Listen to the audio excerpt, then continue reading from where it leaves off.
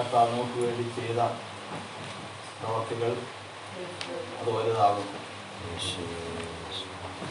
സത്യദൈവത്തെ അറിയുവാൻ നമുക്ക് വിവേകം തന്ന യേശു ഇന്നും നമ്മോടൊപ്പം ഇരുന്ന് പരിജ്ഞാനപൂർത്തിയിലേക്ക് നടത്തുവാൻ കർത്താവ് നമ്മെക്കുറിച്ച് ആഗ്രഹിക്കുന്നു. കർത്താവിൻ്റെ നാമവും കർത്താവിൻ്റെ നാമത്തിൻ്റെ പ്രാധാന്യവും നമ്മളിന്ന് പ്രഭാതത്തിൽ മുതൽ പല ഘട്ടങ്ങളായി ചിന്തിക്കാനിടയായി തോന്നും. നമ്മൾ കാണുന്നത് ദൈവത്തിൻ്റെ വചനത്തിൽ ഒരു മനുഷ്യൻ അവൻ്റെ സ്വഭാവം, അവന് വിളിക്കുന്ന പേര്, അവൻ എത്തിച്ചേരുന്ന അവസ്ഥ, ഇതൊക്കെയും നമ്മൾ ശ്രദ്ധയോടെ കരുതിക്കൊള്ളണം. നമ്മൾ പ്രഭാതത്തിൽ നമ്മൾ ചിന്തിച്ചു, നമുക്ക് കർത്താവ് ഒരു വലിയ ലക്ഷ്യം തന്ന് നമ്മൾ അതിലേക്ക് നടത്തിക്കൊണ്ട് പോവുകയാണ്. നമ്മുടെ ജീവിതത്തിൽ ഇന്ന് കാണുന്ന ഈ അരക്ഷിതാവസ്ഥ, നമ്മൾ പുറത്തേക്ക് ഇറങ്ങിയത് മഴയാണ്, നനഞ്ഞു കഴിഞ്ഞാൽ രോഗം വരും, വഴിയിൽ അപകടം, ഒരു ദിവസം എത്രയോ പേർ കഷ്ടത്തിലും ഞെരുക്കത്തിലുമായി പോകുന്നു എന്നുള്ളത് നമ്മൾ സാക്ഷ്യമാണ്. കാരണം മനുഷ്യർ എവിടെ ചെന്നാലും സുരക്ഷിതമില്ല. എന്നാൽ ഇങ്ങനെയായിരുന്നില്ല മനുഷ്യൻ. മനുഷ്യനെ സംബന്ധിച്ചിടത്തോളം അവൻ മരിക്കുന്നവനായിരുന്നില്ല. അവനെ സൃഷ്ടിച്ചപ്പോൾ മരിക്കുമായിരുന്നോ? ഇല്ല. മരിക്കാൻ സാധിക്കാത്തൊരു നിലയാണ്. എന്നാൽ ഇന്ന് മനുഷ്യൻ മരിച്ച് മണ്ണിലേക്ക് ചേർന്നു, അഴുകി അതെടുത്ത സ്ഥലത്തേക്ക് പോകുന്നു. നീ പൊടിയാവുന്നു, നീ പൊടിയിലേക്ക് മടങ്ങി ചേരും. പൊടിയിൽ ഇത് പഠിച്ചിട്ടുണ്ട്. 5 മൂലകങ്ങളാണ്. ഏതൊക്കെയാണ്? ഭൂമി, വെള്ളം, വായു, അഗ്നി, ആകാശം. ഇങ്ങനെ 5 മൂലകങ്ങളിൽ നിന്നാണ് നാം എടുത്തിരിക്കുന്നത്. ഇപ്പം ശരീരത്തിൽ വലിയൊരു ഭാഗം വെള്ളമാണ്, ഒരു ഭാഗം അഗ്നിയാണ്, ആകാശമുണ്ട്. ഇങ്ങനെ ഈ 5 ഭാഗങ്ങളിൽ നിന്നും നമ്മെ എടുത്തിരിക്കുന്നു. ഇത് ഒരിക്കലും മരിക്കുമായിരുന്നില്ല. പക്ഷെ പാപത്തോടുകൂടി മനുഷ്യനൊരു നിലയിൽ വരാനിടയായി തീർന്നു, മരിച്ചു പോകും. അപ്പൊ മരിക്കാതിരിക്കുന്ന സമയത്ത് നമ്മൾ വ്യത്യാസം എന്താ? നമ്മുടെ സെല്ലുകളെ കൂട്ടി നിർത്തുന്ന ഒരു ഘടകം ഉണ്ടായിരുന്നു. ആ ഘടകം ഏതായിരുന്നു അത് നഷ്ടപ്പെട്ടപ്പോഴാണ് മരണം വന്ന് നമ്മൾ ബോഡിയിലേക്ക് ചേരാൻ തുടങ്ങി. അത് ഇന്ന് ഒരു ചുരുക്കം സമയം നമുക്ക് അതിനെക്കുറിച്ച് ചിന്തിക്കാം. നമ്മൾ ചിന്തിക്കുന്നത് എന്തിനെക്കുറിച്ചാണ്? ഒരു മനുഷ്യൻ ക്ഷയിക്കുകയും ദ്രവിക്കുകയും മരിക്കുകയും ചെയ്യാതിരിക്കാൻ തക്കവണ്ണം ഒരു ഘടകം നമ്മുടെ ശരീരത്തിൽ ആദാമിലുണ്ടായിരുന്നു. അതെപ്പോഴാണ് നഷ്ടപ്പെട്ടെ? പാപത്തിൽ നഷ്ടപ്പെട്ടു. ആ ഘടകം ഏതാ? ഒടുവിൽ ഈ കാലങ്ങൾ അവസാനം ദൈവപുത്രനായ ക്രിസ്തു ലോകത്തിലേക്ക് വന്നു. പക്ഷെ യേശുവും മരിച്ചു. യേശു മരിച്ചോ? യേശു മരിച്ചു. അപ്പൊ യേശുവിന് ആ ഘടകം ഉണ്ടായിരുന്നോ? മരിക്കുമോ? ഈ ഭാഗമുള്ളോ മരിക്കില്ല. ഇന്ന് നമുക്കതിനെക്കുറിച്ച് ദൈവത്തിന്റെ വചനത്തിൽ നിന്ന് അല്പം ഗ്രഹിക്കാം. യോഹന്നാന്റെ സുവിശേഷം 8-ാം അധ്യായത്തിന്റെ 7-ാം അധ്യായത്തിന്റെ 37-ാം വാക്യം ശ്രദ്ധിച്ചാലേ അത് മനസ്സിലാവുന്നത്. 7:37 യോഹന്നാന്റെ സുവിശേഷം. ഉത്സവത്തിന്റെ മഹാദിനമായ ഒടുക്കത്തെ നാളിൽ യേശു നിന്നുകൊണ്ട് ദാഹിക്കുന്നവരെല്ലാം എന്റെ അടുക്കൽ വരട്ടെ, എന്റെ അടുക്കൽ വന്ന് കുടിക്കട്ടെ, എന്റെ അടുക്കൽ വന്ന് കുടിക്കട്ടെ. എന്നിൽ വിശ്വസിക്കുന്നതിന്റെ ഉള്ളിൽ നിന്ന്, എന്നിൽ വിശ്വസിക്കുന്നതിന്റെ ഉള്ളിൽ നിന്ന് തിരുവെഴുത്ത് പറയുന്നത് പോലെ ജീവജലത്തിന്റെ നദികൾ ഒഴുകും എന്ന് വിളിച്ചു പറഞ്ഞു. ഇത് വായിച്ചോ. അത് അവൻ ഇത് തന്നിൽ വിശ്വസിക്കുന്നവർക്ക് ലഭിക്കുവാനുള്ള ആത്മാവിനെ കുറിച്ചാകുന്നു പറഞ്ഞത്. തന്നിൽ വിശ്വസിക്കുന്നവർക്ക് ലഭിക്കാനുള്ള ആത്മാവിനെ കുറിച്ച് എത്ര പറഞ്ഞു. ഇനിയോട് ശ്രദ്ധിച്ചോളണം. യേശു ഒന്ന് തേജസ്കരിക്കപ്പെട്ടിട്ടില്ലായാൽ കേട്ടോ, യേശു ഒന്ന് തേജസ്കരിക്കപ്പെട്ടിട്ടില്ലാത്തതുകൊണ്ട് എന്ത് വന്നിട്ടില്ലായിരുന്നു? അത് ഏതാത്മാവാണ്? നമ്മള് ഈ സത്യോപദേശമാണ് എന്ന് നമ്മൾ വിശ്വസിക്കുന്നവരല്ലേ. ഒരാൾ പോലും പറയില്ല. ഒരാൾക്ക് അത് പറയാൻ സാധിക്കുന്നില്ല. ഏതാ ഈ ആത്മാവ്? യേശു ഒന്ന് തേജസ്കരിക്കപ്പെട്ടിട്ടില്ലായെങ്കിൽ ആത്മാവ് വന്നിട്ടില്ലായിരുന്നു. യേശു ജനിച്ചത് എങ്ങനെയാ? മറിയയോട് പറഞ്ഞത് പരിശുദ്ധാത്മാവ് നിന്റെ മേൽ വരും, അത്യുന്നതന്റെ ശക്തി നിന്റെ മേൽ നിഴലിടും, ആകയാൽ ഉത്ഭവിക്കുന്ന പ്രജ ദൈവപുത്രൻ എന്ന് വിളിക്കപ്പെടും. അപ്പൊ എന്തിനാ അവൻ ജനിച്ചേ?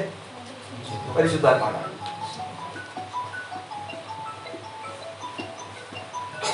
പിശാച് പരീക്ഷിക്കാൻ വന്നപ്പോ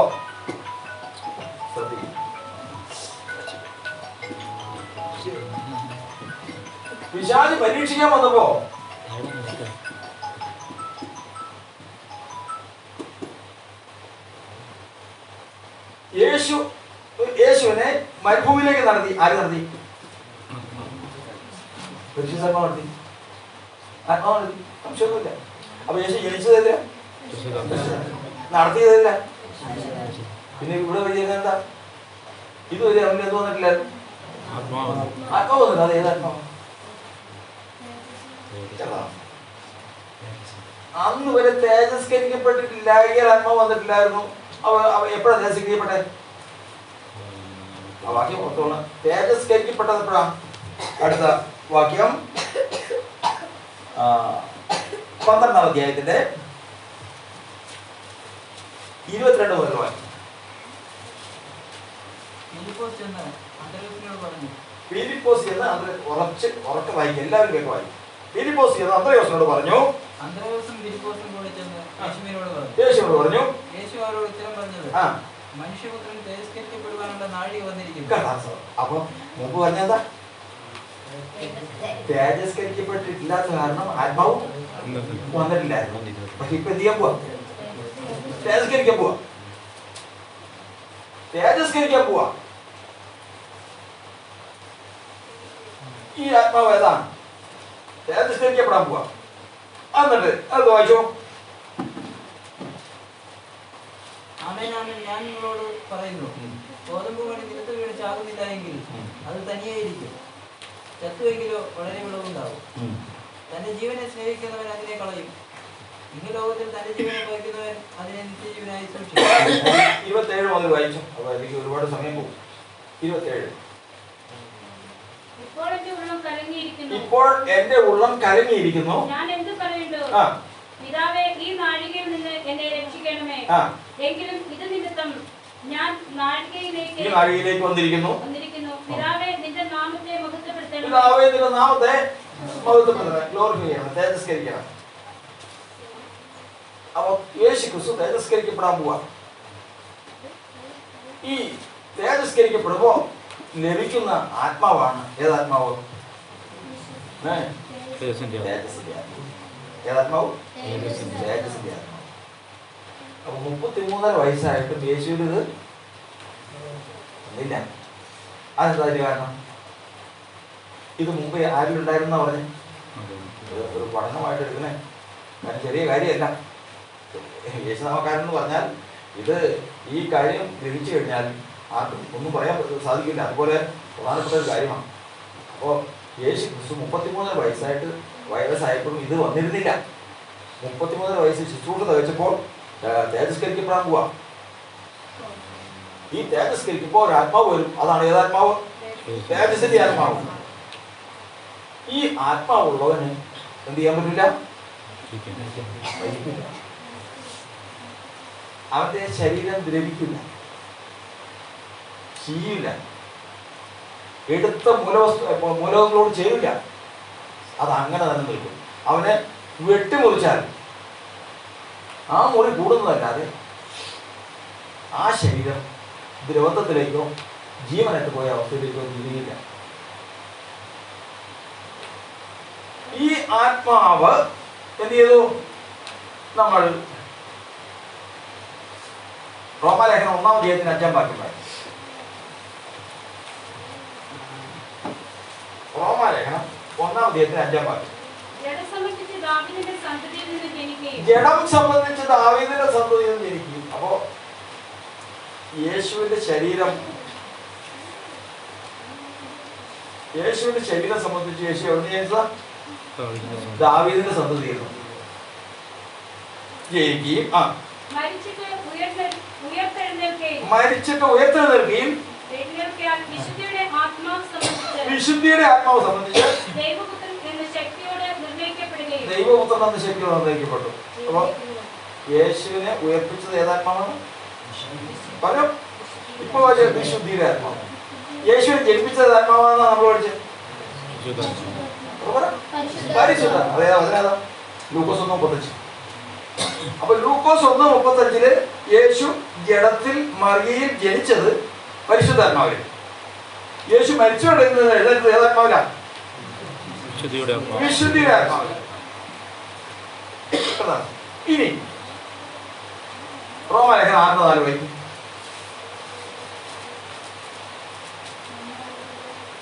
അങ്ങനെ നാം അവന്റെ മരണത്തിൽ പങ്കാളികളായി തീർന്ന സ്നാനത്താൽ അവനോട് കൂടെ കുഴിച്ചിടപ്പെട്ടു. അവനോട് കൂടെ നമ്മൾ എന്ത് ചെയ്തു? കുഴിച്ചിടപ്പെട്ടു. അവനുള്ള വിശ്വാസത്താൽ നാം കുഴിച്ചിടപ്പെട്ടു. ക്രിസ്തു മരിച്ചിട്ട് പിതാവിന്റെ മഹിമയാൽ ക്രിസ്തു മരിച്ചടക്കപ്പെട്ടിട്ട് എഴുന്നേറ്റു. എങ്ങനെ എഴുന്നേറ്റു? പിതാവിന്റെ മഹിമയാൽ എന്ന് പറഞ്ഞാൽ പിതാവിന്റെ തേജസ്സിനാൽ, ഗ്ലോറിയാൽ ഉയർത്തെഴുന്നേറ്റു. അപ്പൊ ആദ്യം പറഞ്ഞത് വിശുദ്ധിയുടെ ആത്മാവ് സംബന്ധിച്ച് അവൻ എഴുന്നേറ്റത് വിശുദ്ധിയുടെ ആത്മാവിലാണ്. ഇവിടെ പറഞ്ഞിരിക്കുന്നത് ഗ്ലോറിയുടെ ആത്മാവിനാണ്. അപ്പോ ക്രിസ്തു യേശുവിനെ മരിച്ചവിടെ നിന്ന് ഉയർപ്പിച്ചു. ഇതാണ് റോമാലേഖനം 8:11 വായിക്കുന്നത്. റോമാലേഖനം 8-ാം അധ്യായത്തിന്റെ 11-ാം വാക്യം. യേശുവിനെ മരിച്ചവരിൽ നിന്ന് ഉയർപ്പിച്ചവന്റെ ആത്മാവ് നിങ്ങളിൽ വസിക്കുന്നു എങ്കിൽ. യേശുവിനെ ജനിപ്പിച്ച ആത്മാവ് നമുക്ക് കിട്ടുന്നത് എപ്പോഴാണ്? യേശുവിനെ ജനിപ്പിച്ച ഏതാത്മാവാ? പരിശുദ്ധാത്മാവ്. അതെപ്പോഴാണ് നമുക്ക് കിട്ടുന്നത്? വചനം കേട്ടോ 8:10-46 10:43 അപ്പസ്തലപ്രവൃത്തി.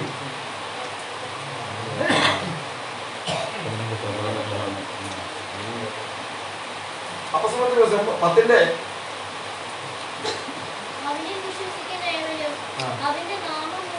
അവനെ വിശ്വസിക്കുന്ന ഏവനും അവന്റെ നാമം മൂലം പാപമോചനം ലഭിക്കുമെന്ന്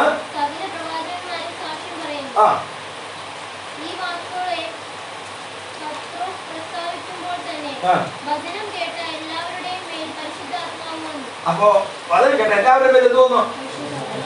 ഈ പരിശുദ്ധാത്മാവാണ് യേശുവിനെ ജനിപ്പിച്ചത്. അപ്പൊ രണ്ട് ആത്മാവിനെ കുറിച്ച് പഠിക്കുക. യേശുവിനെ ജനിപ്പിച്ചത് ഏതാത്മാവാ?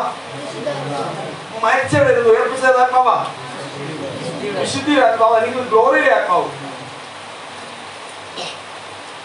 ഈ ഗ്ലോറിയുടെ ആത്മാവിനെ കുറിച്ചാണ് ഇവിടെ നമ്മൾ പറഞ്ഞിരിക്കുന്നത്. റോമർ 6:4 എന്താ എഴുതിയിരിക്കുന്നത്? ഇപ്പൊ നമ്മൾ വായിച്ചത്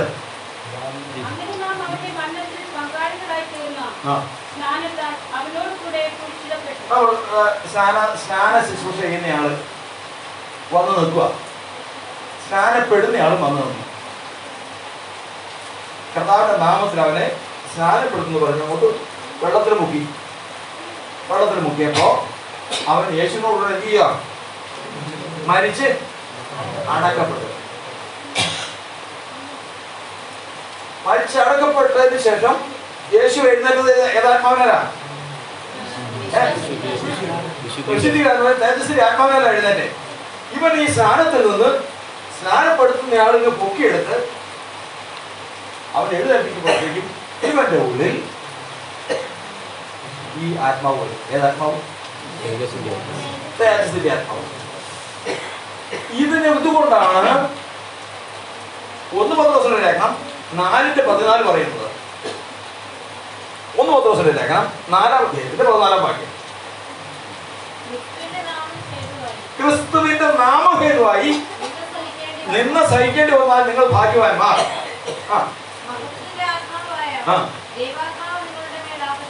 നിങ്ങളുടെ മേൽ പരിശുദ്ധാത്മാവ് വസിക്കുന്നതല്ല, പിന്നെയോ മഹത്വത്തിന്റെ ആത്മാവായ ദൈവാത്മാവ് വസിക്കുന്നുവല്ലോ. അതേതാത്മാവാ? യേശുവിനെ മരിച്ചവരിൽ നിന്ന് ഉയർപ്പിച്ച ആത്മാവ്. അതെപ്പോഴാ നമുക്ക് കിട്ടുന്നത്? അതെപ്പോഴും കിട്ടുന്നത്? ക്രിസ്തുയേശു കൊണ്ട് മരിച്ചടക്കപ്പെട്ട് ഉയർത്തെഴുന്നേൽക്കുമ്പോൾ നമുക്ക് എന്ത് വേണ്ടി? മഹത്വത്തിന്റെ ആത്മാവ്. അത് ഏത് നാമത്തിലാ? വായിച്ചു കേട്ടോ. കർത്താവിന്റെ നാമഹേതുവായി നിന്ന സഹിക്കേണ്ടി വന്നാൽ നിങ്ങൾ ഭാഗ്യവാന്മാർ. കർത്താവിന്റെ നാമത്തിൽ സ്നാനപ്പെട്ട് ആ സ്നാനത്തിൽ നിന്ന് അവൻ എഴുന്നേൽക്കുമ്പോൾ അവന്റെ ഉള്ളിൽ എന്ത് ലഭിക്കുന്നു? മഹത്വത്തിന്റെ ആത്മാവ് ലഭിക്കുന്നു. ആദ്യമായിട്ട് കർത്താവിനെ കേട്ട് ക്രിസ്തുയേശുവിലുള്ള വിശ്വാസത്താൽ വചനം കേട്ട് വിശ്വസിച്ചപ്പോൾ എന്ത് കിട്ടി? വചനം കേട്ടവരുടെ പേര് എന്ത് വന്നു? സ്നാനപ്പെട്ടവരുടെ പേര് എന്ത് വന്നു? ചുമ്മാ ഇങ്ങനെ പറയാം. മരിച്ചവരുടെ നിന്ന് ഉയർപ്പിച്ചത് ഏതാത്മാവിൽ? മഹത്വത്തിന്റെ ആത്മാവിൽ, വിശുദ്ധ ആത്മാവിൽ. നമുക്ക് സ്നാനത്തിൽ കിട്ടുന്ന ഏതാത്മാവ്? മഹത്വത്തിന്റെ ആത്മാവ്. നമുക്ക് വചനം കേൾക്കുമ്പോൾ കിട്ടുന്ന ആത്മാവ് ഏതാ? വചനം കേട്ടവരുടെ പേര് എന്ത് വന്നു? പരിശുദ്ധാത്മാവ് വന്നു. സ്നാനപ്പെട്ടവരുടെ പേര് എന്ത് വന്നു? മഹത്വത്തിന്റെ ആത്മാവ്. അപ്പൊ മഹത്വത്തിന്റെ ആത്മാവ് എവിടെ കുടികൊണ്ടിരിക്കുന്നു? നാമത്തിൽ കുടികൊണ്ടിരിക്കുന്നു. സംശയം അറിയില്ല, കൃത്യമായിട്ട് എല്ലാവർക്കും അത് കിട്ടിയില്ല. എനിക്കറിയാം. ഇപ്പൊ എന്തറിയാം, ഞാൻ പറഞ്ഞു വെക്കുക.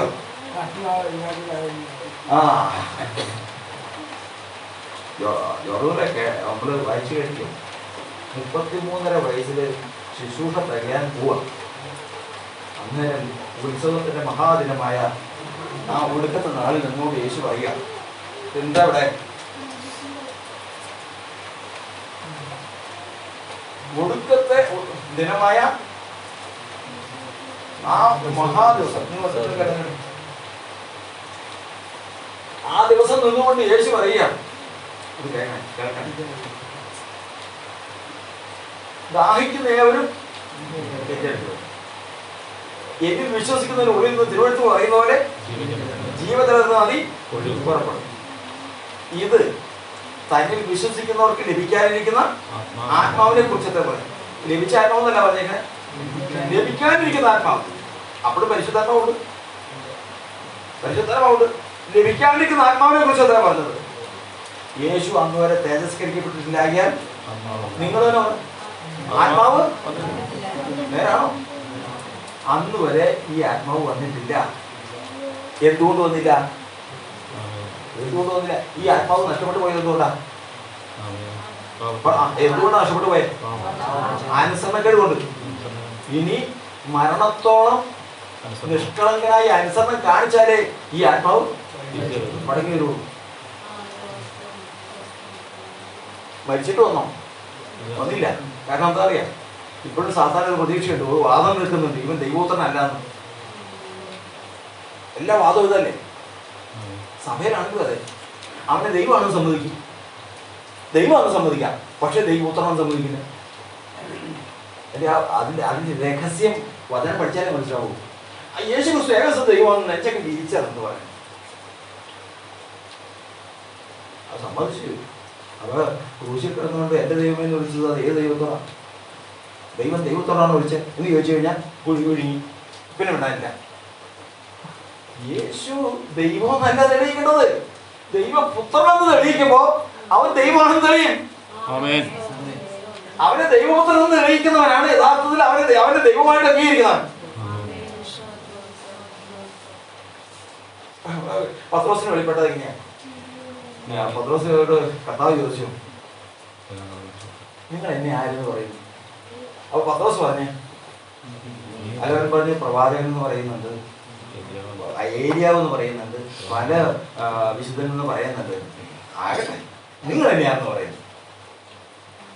പത്രോസ് പറഞ്ഞ, നീ ജീവനുള്ള ദൈവത്തിന്റെ പുത്രനായ നീ ദൈവം എന്നല്ല പറഞ്ഞു, പിന്നെ ജീവനുള്ള ദൈവത്തിന്റെ പുത്രനായ പറഞ്ഞ കഥാവ് പറഞ്ഞു, ദറിയോനാ ശിമോനെ നീ ഭാഗ്യവാൻ. കാരണം മാംസരക്തങ്ങളല്ല നിനക്കത് വെളിപ്പെടുത്തി തന്നത്, പിന്നെയോ സ്വർഗ്ഗസ്ഥനായ എന്റെ പിതാവാണ്. ഭാഗ്യവാനാകണമെങ്കിൽ എന്തെന്ന് വിശ്വസിക്കണം? യേശു ദൈവപുത്രനായി ക്രിസ്തു എന്ന് വിശ്വസിക്കും. യേശു സാക്ഷി പറഞ്ഞത് എന്താ? കുരുടനെ സൗഖ്യമാക്കിയപ്പോ യേശു സാക്ഷി പറഞ്ഞത് എന്താ? നീ ദൈവപുത്രനിൽ വിശ്വസിക്കുന്നുണ്ടോ? അവന് കണ്ണറിയാൻ പാടില്ലായിരുന്നു. കണ്ണറിഞ്ഞ് എഴുന്നേറ്റ് വന്നപ്പോഴേക്കും അവനോട് ചോദിച്ചു, നീ ദൈവപുത്രനിൽ വിശ്വസിക്കുന്നുണ്ടോ? കർത്താവേ, അവൻ ആരാണ്? എനിക്കറിയാൻ പാടില്ല, കണ്ടാ ഞാൻ വിശ്വസിക്കാം. എന്നോട് സംസാരിക്കുന്നത് ഞാൻ തന്നെയാണ്. ആര്? ഞാൻ ദൈവം എന്നല്ല പറഞ്ഞേ, പിന്നെ എന്നോട് സംസാരിക്കുന്ന ഞാൻ മോനെ ദൈവപുത്രൻ. മനസ്സിലായോ? അതിശ്രേഷ്ഠ തേജസ്സിൽ നിന്ന് സവിശേഷനായ ദൈവം വിളിച്ചു പറഞ്ഞെന്നറിയോ? ഇവൻ എന്റെ ദൈവം എന്നല്ല പറഞ്ഞു, പിന്നെയോ ഇവൻ എന്റെ പ്രിയപുത്രൻ, ഇവനിൽ ഞാൻ പ്രസാദിച്ചിരിക്കുന്നു. സ്തോത്രം. യോഹന്നാൻ സുവിശേഷം പ്രകാരം പറഞ്ഞു, ഞാൻ ഈ സുവിശേഷം മുഴുവൻ എഴുതി എന്തിനു വേണ്ടിയിട്ടെന്നറിയാമോ? നിങ്ങൾ യേശു ദൈവപുത്രൻ എന്ന് നിങ്ങൾ വിശ്വസിക്കേണ്ടത്, വിശ്വസിച്ചിട്ട് അവന്റെ നാമത്തിൽ നിങ്ങൾക്ക് ജീവൻ ഉണ്ടാകേണ്ടത് ഞാൻ എഴുതിയിരിക്കുന്നു. അവൻ ആരെ വിശ്വസിക്കുന്ന പറഞ്ഞേക്കാൻ? ദൈവപുത്രൻ എന്ന്. അശുദ്ധാത്മാവ് ബാധിച്ചവൻ, അശുദ്ധാത്മാവ് ഉണ്ടാ പറഞ്ഞേ പുറത്തായിപ്പോ നീ ദൈവപുത്രൻ എന്ന് സാക്ഷ്യം പറഞ്ഞാ വിട്ടുപോയെ. നോക്കി നിന്ന് ശതാധിപൻ നോക്കി എന്ന് പറഞ്ഞു, നീ ദൈവപുത്രൻ സത്യം അറിയാൻ പാടില്ല, അറിയില്ല. ഒരു കസേര എടുത്തു, ഒരു കസേര, രണ്ടുപേര് തമ്മിൽ തർക്കാം. എന്നാ പറയാ, ഇത് പ്ലാസ്റ്റിക്കാ, ഒരു കാരണവശാലും ഞാൻ അംഗീകരിക്കില്ല. എന്താ അംഗീകരിക്കില്ല? കസേരയാണ് വേണ്ട. മറ്റവൻ ഒരു കാരണവശാലും ഞാൻ പ്ലാസ്റ്റിക്കാണ് അംഗീകരിക്കില്ല, ഇത് കസേരയാണ് അംഗീകരിക്കുള്ളൂ. ആർക്കും അടിപിടിയിൽ അപ്പൊ ഒരാൾ ചോദിച്ചു, എന്തിനാ ഈ തർക്കം? ഇത് പ്ലാസ്റ്റിക് കസേര എന്നാ പറഞ്ഞാൽ തീർന്നല്ലോ. ഇത് പ്ലാസ്റ്റിക് ആണെന്ന് പറഞ്ഞു ഒരുത്തൻ അടി ഉണ്ടാക്കാൻ പോകും. ഒരുത്തൻ കസേര എന്ന് പറഞ്ഞു രണ്ടുപേരും വിട്ടുകൊടുക്കില്ല, എപ്പ അടി വരും. അപ്പൊ ബോധമുള്ളവരും പറഞ്ഞു, ഇത് നിങ്ങൾ അടിവരും പറഞ്ഞത് ശരിയല്ലേ? ഈ പറഞ്ഞ പകരം രണ്ടുകൂടെ കൂട്ടി ഇത് പ്ലാസ്റ്റിക് കസേര എന്ന പ്രശ്നം തന്നല്ല. ഇന്നത്തെ അവസ്ഥയായി പറയാം. ഇന്നത്തെ മറ്റു അന്യപ്രദേശങ്ങൾക്ക് പിന്നെ വെളിവിടും. അകത്തുള്ളത് ഒരു ഒറ്റയിടം വിട്ടു കൊടുക്കില്ല. ആകെ അറിയാം അപ്പസ്തലപ്രവൃത്തി 2:9 അത് വെച്ച് തീർക്കും. യഥാർത്ഥത്തിൽ ഇത് എന്താണെന്ന് ശരിയല്ലേ? അവൻ ദൈവമല്ലേ? അവൻ മനുഷ്യന് വെളിപ്പെട്ടതല്ലേ? അല്ലേ? അപ്പൊ മനുഷ്യനാന്ന് അംഗീകരിക്കൂ. വേറൊരാള് ഒരിക്കലും ഞാൻ അംഗീകരിക്കില്ല, ഞാൻ ദൈവമാണെന്ന് അംഗീകരിക്കുള്ളൂ. സഹോദര, സൂക്ഷിച്ച് പഠിക്കുക. അവൻ ദൈവപുത്രനാണെന്ന് പറഞ്ഞാൽ ഇത് രണ്ടും അതിനകത്തുണ്ട്. ഇത് രണ്ടും അതിനകത്തുണ്ട്. വെളിവ് വേണം, പരിശുദ്ധാത്മാവ് വെളിപ്പെടുത്തണം. രണ്ടാം സ്വർണം. അപ്പൊ ഇവിടെ നിന്ന് നമ്മൾ ഇവിടെ പഠിച്ചു വരുന്നത് നമ്മൾ പറയുകയാണ്, ഈ ആത്മാവ് ഇതുവരെ വന്നിട്ടില്ല.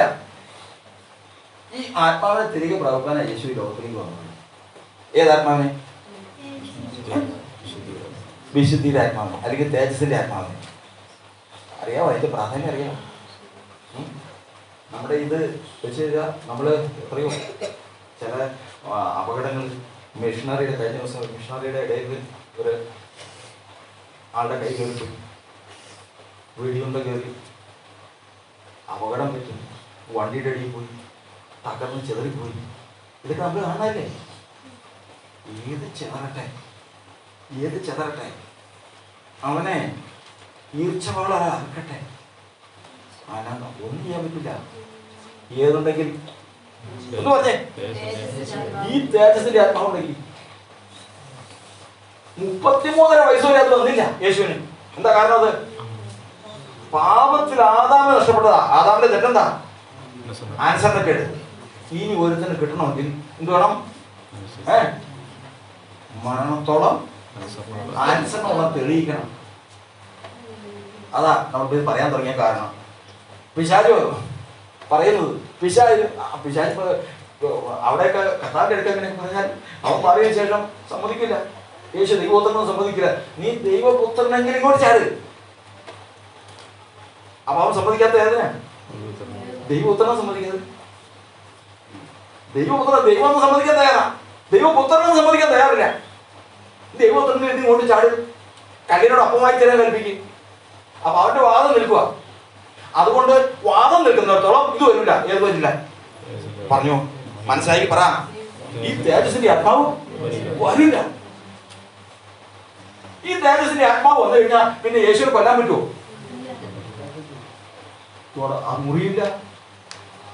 മുറിയില്ല. വെള്ളത്തിൽ കൊണ്ടിട്ട വെള്ളത്തിൽ താഴില്ല. പറിച്ചു കീറി കളഞ്ഞാൽ പോവില്ല. ഈ ആത്മാവിന്റെ പ്രവർത്തനം ഇന്ന് ദൈവത്തിന്റെ സഭയില് ഒരു വിഷയത്തിൽ പ്രസംഗിക്കുന്ന നിങ്ങൾ കേട്ടിട്ടുണ്ടോ? നിങ്ങൾ നോക്ക്, ഒരു വിഷയത്തിൽ എടുത്ത് ഇത് പ്രസംഗിക്കുന്നത് കേട്ടിട്ടുണ്ടോ? ഇന്ന് പ്രസംഗിക്കണം. ഇന്ന് അതിലൊരു പുതിയ ആരംഭമാണ്. ഞാൻ അതിന്റെ ബേസാണ് അത് രാവിലെ പറഞ്ഞത്. അതൊക്കെ കഴിഞ്ഞിട്ട് കുറെ കഴിഞ്ഞിട്ടാണ് ഇത് പറയേണ്ടത്. ഇന്ന് ഇത് വൈകുന്നേരം അപ്പൊ ഇത് പറയണോ എന്ന് പറഞ്ഞതുകൊണ്ടാണ് ഞാൻ ഇത് ഇന്നെടുത്തത്. അപ്പോ യേശു ക്രിസ്തു മരിച്ചു. അപ്പോ ഒരു കാര്യം വാസ്തവാ, എന്ത് വന്നിട്ടില്ല?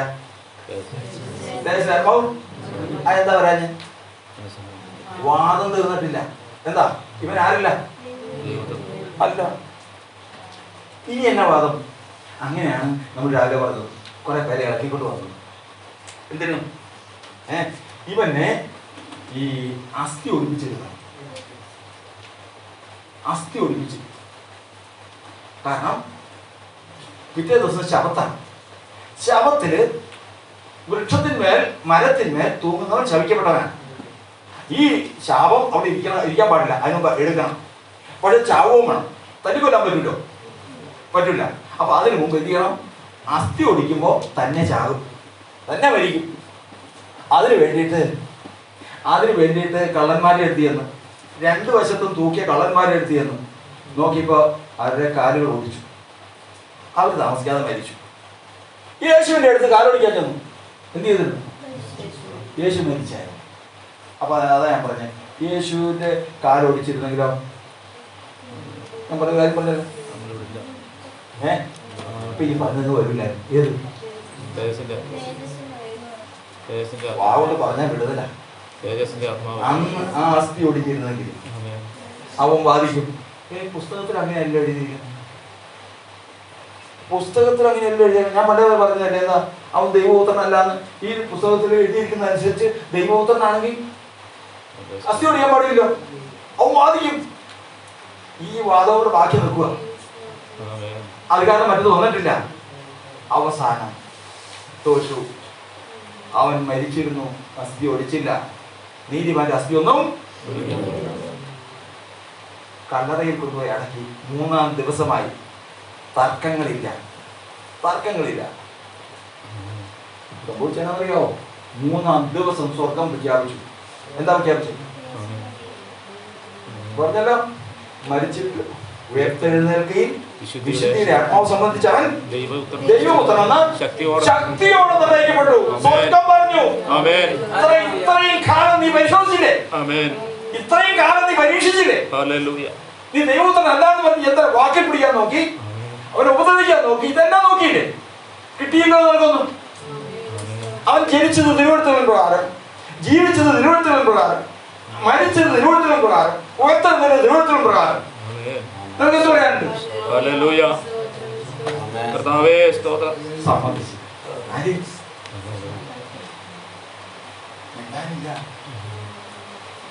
ഉണ്ടായില്ല. ശത്രു സാത്താൻ സമ്മതിച്ചു. ഇപ്പൊ ആരാണ്? ദൈവപുത്രൻ തന്നെ. അവനെയാ നമ്മൾ ആരാധിക്കുന്നത്. അപ്പൊ ദൈവപുത്രൻ തന്നെ എന്ന് അപ്പൊ ഇനി തർക്കമില്ലല്ലോ. കൊടുക്കാൻ പോവാ. എന്ത് കൊടുക്കാൻ പോവാ എന്ന് പറഞ്ഞേ? ആദാമിൽ നിന്ന് എടുത്തു മാറ്റിയത് അത് കൊടുക്കാൻ പോവാ. പിന്നെ അതൊന്നും പറയരുത്. കൊടുത്തു, എഴുന്നേറ്റു. ഇന്ന് യേശുവിന്റെ ശരീരം എന്തെങ്കിലും ചെയ്ത് ഉപദ്രവിക്കുമെന്ന് വിചാരിച്ചാൽ നടക്കുമോ? കാരണം അതിനെ എഴുന്നേൽപ്പിച്ചത് ഏതാ? രാജസിന്റെ ആത്മാവാണ്. ദൈവത്തിന് അതേ പറയുന്നത്. ഇതേ ആത്മാവ് തന്നെയാണ് ക്രിസ്തുയേശുവിന്റെ നാമത്തിൽ സ്നാനപ്പെട്ട് ജലത്തിൽ നിന്ന് കല്ലറയിൽ അടക്കിയതിനു ശേഷം സ്നാനപ്പെടുത്തുന്നവനെ എഴുന്നേൽപ്പിക്കുമ്പോൾ അവന്റെ ഉള്ളിൽ എന്ത് കിട്ടുന്നു? രാജസിന്റെ ആത്മാവിനെ കിട്ടുന്നു. അതിനേതാ പറഞ്ഞു? മറന്നുപോയി. എന്താ സമയം പോകും. യേശു ക്രിസ്തുവിന്റെ നാമഹേതുവായി കഷ്ടം അനുഭവിക്കേണ്ടി വന്നാൽ നിങ്ങൾ ഭാഗ്യവാന്മാർ. കാരണം മഹത്വത്തിന്റെ ആത്മാവായ ദൈവാത്മാവ് നിങ്ങൾ പലരും അഭിമാനമല്ലേ? എന്താ, ഞാൻ അഭിഷേകം പ്രാപിച്ചവന, ആത്മാവിനെ പ്രാപിച്ചവന, കൃപാവരങ്ങളുണ്ട്, എനിക്ക് വേണ്ടതെല്ലാം ഉണ്ട്, വേണ്ടതിന്റെ എല്ലാ തരത്തിലും ആത്മാവിന്റെ ധാരാളം പ്രകാശങ്ങൾ പറയുക. എന്നാൽ ഇത് പറയുന്നവരുണ്ടോ? ഇത് എന്റെ ആദിപിതാവായ ആദാമും ഹവ്വയും മരണമില്ലാത്തവരായി ജീവിച്ചിരുന്ന ഒരു കാലത്ത് അവരുടെ ശരീരത്തെ കൂട്ടി നിർത്തിയിരുന്ന, മരണത്തെ ജയിച്ചിരുന്ന ഒരു ഘടകമുണ്ട്. ആ ഘടകം പാപത്തിൽ നഷ്ടപ്പെട്ടതിന് ശേഷം എന്റെ കർത്താവ് ഈ ലോകത്തിലേക്ക് വന്ന് മരിച്ച് അടക്കപ്പെട്ട് ദൈവപുത്രനെന്ന് തെളിയിച്ച് എഴുന്നേറ്റ് ആ ആത്മാവിനെ പ്രാപിച്ച് അവന്റെ നാമത്തിൽ ഞാൻ സ്നാനപ്പെട്ടപ്പോൾ എനിക്കും ആ ആത്മാവിന്റെ ഒരു അംശം ലഭിച്ചെന്ന് ആത്മാവാൻ കഴിയും. അത് പറയുന്നതാണ് യേശുക്കാരൻ. അത് പറയുന്നതാണ് യേശുക്കാരൻ. പക്ഷെ ഒരു കാര്യമുണ്ട്. അപ്പൊ അതിന്റെ ഒരു അംശം നമുക്ക് കിട്ടുന്നില്ല. ഇത് കിട്ടിയാൽ മരിക്കാൻ പാടില്ല. പിന്നെ ഞാൻ കഴിഞ്ഞ ദിവസം അവിടെ കഴിഞ്ഞ ശവടൊക്കെ കഴിച്ചിട്ടുള്ളത് തന്നെ. എന്താ 8:21 വായി റോമാലേഖനം 8:23.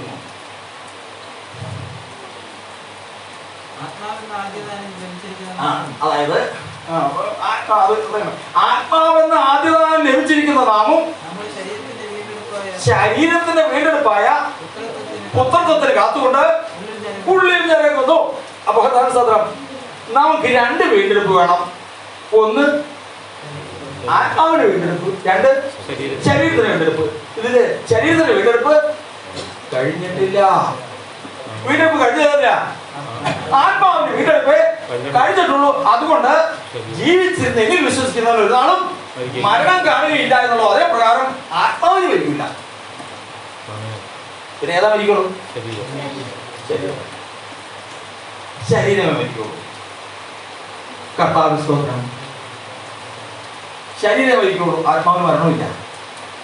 പാതാളമേ മരണമേ നിന്നോട് ജയമേ വീടേ കുഞ്ഞാട്ടിൻ നിണം കോട്ടാതൻ ഭക്തർക്ക്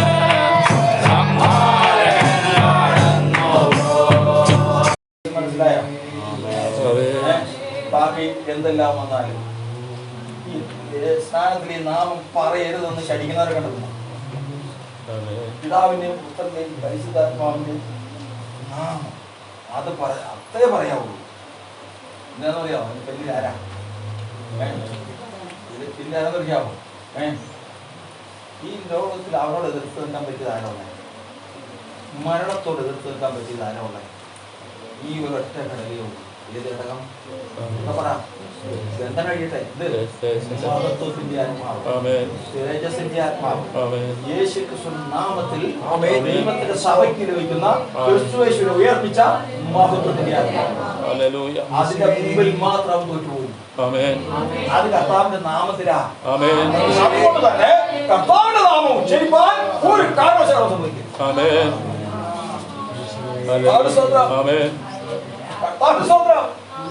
എത്രയോ വചനം പറയുന്നു, തങ്ങൾക്ക് തന്നെ വിശുദ്ധരായിട്ടും മാലിന്യം കഴുകിക്കളയാത്തതുമായ ഒരു ജനം. ഒരാള് ചോദിക്കാം, ഞാൻ 4 പ്രാവശ്യം സ്നാനപ്പെട്ടതാണ്. 4 പ്രാവശ്യം സ്നാനം ഒന്നൊന്നേ ഞാൻ പഠിച്ചേക്കണേ. ഇപ്പം അതിപ്പോഴേ ആയി 3 കഴിഞ്ഞപ്പോൾ ഞാൻ സ്നാനം ഒന്നും പഠിച്ചില്ല. 4ാമത്തത് ഇപ്പോഴാണ് എനിക്ക് മനസ്സിലായത് സ്നാനം ഒന്നേ ഉള്ളൂ. അപ്പോഴും കത്താന നാം പറയണം മനസ്സിലായില്ല. ഇപ്പൊ സാധാ വേറെ ഉടക്കിക്കൊണ്ടുപോയി കയറ്റിയേക്കുക. എന്താ സ്നാനം ഒന്നേ ഉള്ളൂ. അപ്പൊ ഇപ്പൊ എത്ര കഴിഞ്ഞു? 4ാമത്തത് കഴിഞ്ഞു. അപ്പൊ ഇനി എന്നെ നോക്കണ്ട, അതല്ല വിഷയം. ഈ 4ാമത് ചെയ്തത് കത്താന നാമത്തിലാണോ? അത് വിഷയമല്ല. അമ്മ മേശപ്പുറത്ത് ചായയും സാധനങ്ങളൊക്കെ എടുത്ത് വെച്ചേക്കാം, പോയി പിടിച്ചോടാ. സ്കൂളിൽ വിട്ട് വന്നു കഴിഞ്ഞിട്ട് അവിടെ കിടന്ന് പോയി പിടിച്ചു വന്നാൽ വരുമോ? അവൻ ഓടിയൊക്കെ നേരെ തലയെടുത്തിരുന്നത് വെള്ളം ഒഴി വെച്ച് കൊച്ച വന്ന് അവിടെ ഇരുന്നു, കുളിച്ചോടാ. കുളിച്ചു നോക്കി ശരീരത്തിൽ നോക്കിയിട്ട് വെല്ലണത് ചെടിയും കൂടെ കൂടി ഒഴിഞ്ഞിരിക്കണം. സോപ്പിട്ടടാ.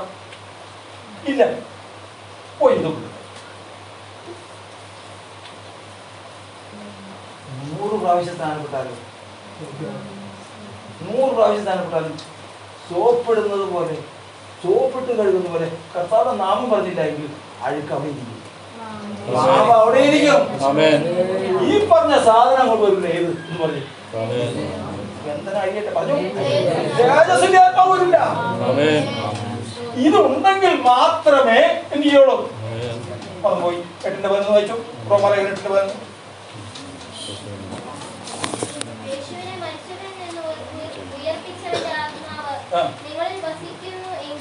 മറന്നു പോകരുത്. യേശുവിനെ ജനിപ്പിച്ച ആത്മാവേതാ? മനുഷ്യരുടെ ഉയർപ്പിച്ച ആത്മാവേതാ? എപ്പോഴാ നമുക്ക് പരിശുദ്ധാത്മാവ് കിട്ടുന്നത്? അല്ലേ? പറയട്ടെ, 10 കേട്ടപ്പോ. എപ്പോഴാ ദേശത്തിന്റെ ആത്മാനം കിട്ടുന്നത്? അപ്പൊ പരിശുദ്ധാത്മാവ് കിട്ടുമ്പോഴാ? പരിശുദ്ധാത്മാവ് കിട്ടുമ്പോഴാ? ഉറപ്പിക്കുന്നതല്ലേ, വിഷമിക്കേണ്ട കാര്യമില്ല. അത് ഉറപ്പ്.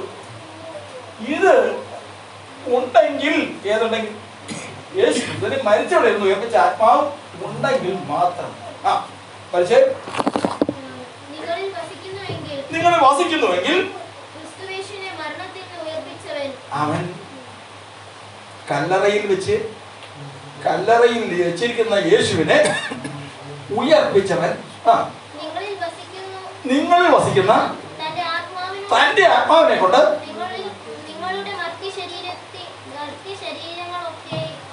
നിങ്ങളുടെ മറ്റു ശരീരങ്ങളെയും ഉയർപ്പിക്കും. എങ്ങനെയുണ്ടെങ്കിൽ ഈ ഉയർപ്പിച്ചവന്റെ ആത്മാവ് എന്ന് പറഞ്ഞു കഴിഞ്ഞാൽ മഹത്വത്തിന്റെ ആത്മാവ് ആരിലെല്ലാം ഉണ്ടോ അവനല്ലാതെ ഒന്നാമത്തെ പുനരുത്ഥാനത്തിൽ എഴുന്നേൽക്കുകയില്ല. സംശയമുണ്ടോ? കാരണം അത് കർത്താവിന്റെ നാമത്തിലാണ്.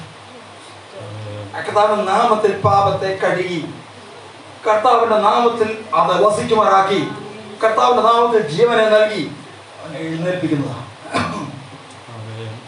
കർത്താവ് സംഭവിക്കുന്ന കാര്യമാണ്. ഫിലിപ്പിയർ 3:21. ഫിലിപ്പിയർ ലേഖനം 3:21.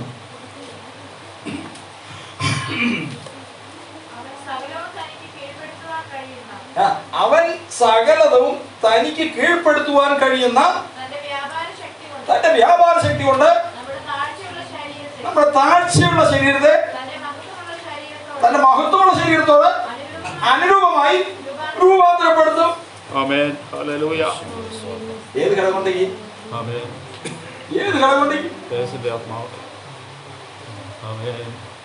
തലേ ദിവസം മോളോട് പറഞ്ഞിരുന്നതാ, പാല് കൊണ്ടെന്ന് വെച്ചേച്ചി. പിറ്റേ ദിവസം പ്രോഗ്രാം ഉള്ളതാ.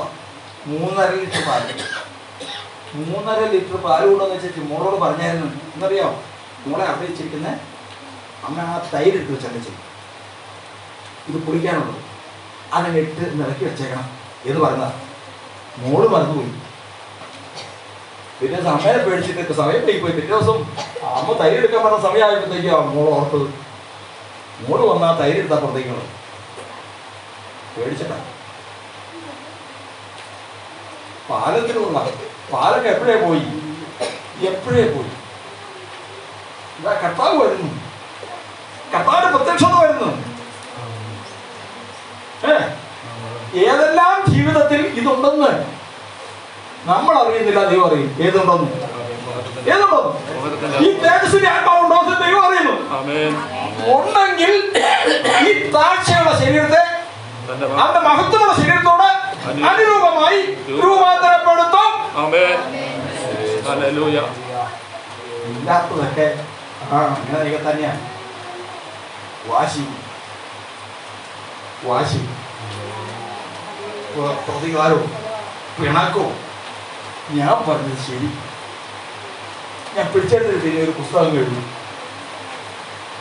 ഒരു പുസ്തകം എന്താ ഭയങ്കര ഒരു പുസ്തകം.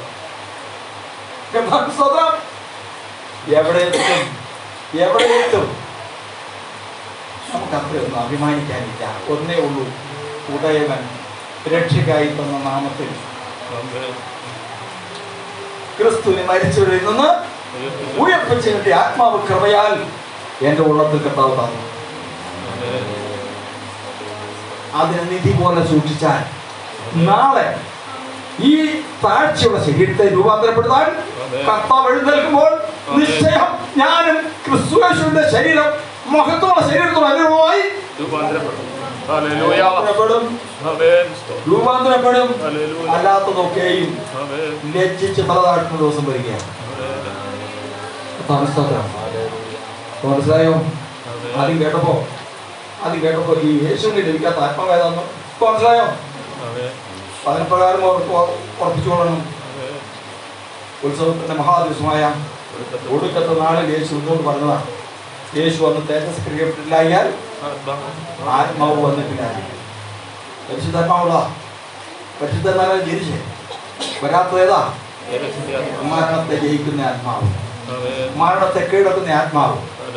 ആദാമും ഹവ്വയും മരിക്കാതെ എന്നേക്കും ജീവിച്ചിരിക്കുന്ന അതിനെ നിലനിർത്തിയിരുന്ന ആത്മാവ് അനുസരണം പഠിച്ച് തികഞ്ഞ് അവൻ ദൈവപുത്രനെന്ന് ഉയർപ്പിൽ ശക്തിയോടെ തെളിയിക്കപ്പെട്ടതോടുകൂടി ഈ ആത്മാവിനെ അവൻ കൊടുത്തു. അതാണ് അവനോട് കൂടി മരിച്ചിറക്കപ്പെട്ട തിരഞ്ഞെടുക്കുന്ന സ്ഥാനത്തിൽ നമുക്ക് നൽകിയിരിക്കുന്നു. അതുകൊണ്ട് ഇതൊരു ചെറിയ കാര്യമായിട്ട് കണക്ക് കൂട്ടാതെ, ഇതൊരു ചെറിയ സംഗതിയായിട്ട് നമ്മൾ കണക്ക് കൂട്ടാതെ വേണം. ദൈവമേ, ദിനം പ്രതി കർത്താവിന്റെ നാമത്തിൽ ഞാൻ പാപത്തെ കഴുകിക്കളഞ്ഞ് പുതുജീവനെ പ്രാപിച്ചവനാണ്. എന്നിൽ അത് ഉണ്ടോ എന്ന് ദിനം പ്രതി ഉറപ്പ് പ്രാപിച്ചുകൊണ്ട് നിങ്ങൾ വിശ്വാസത്തിലിരിക്കുന്നു നിങ്ങളെ തന്നെ പരിശോധിപ്പിക്കുന്ന കർത്താവ് വരുത്തുള്ളത് പോലെ അതിന് സ്ഥിരതയും നിർണയവും പ്രാപിച്ചു വെളിയിൽ തിരഞ്ഞെടുപ്പ് ഉറപ്പ് പ്രാപിച്ച് മുൻപോട്ട് പോകുവാൻ കർത്താവ് നിങ്ങളെ സഹായിക്കാൻ. കർത്താവ് വരാറായി. അവൻ എന്റെ പ്രാണന് വേണ്ടി ചെയ്തു അതൊന്ന് വിവരിക്കാം. കർത്താവ് സ്തോത്രം. അത്തിയും തളിർത്തല്ലോ വേനലും വന്നാണഞ്ഞേ